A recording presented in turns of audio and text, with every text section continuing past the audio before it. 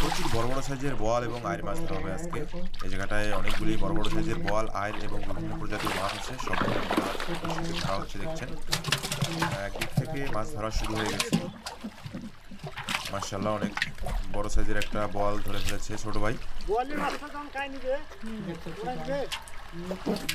প্রচুর বড় বড় সাইজের বোয়াল, আইর এবং বিভিন্ন প্রজাতির মাছ এই জায়গাটায় আছে। সবগুলি মাছ ধরা হবে ইনশাআল্লাহ।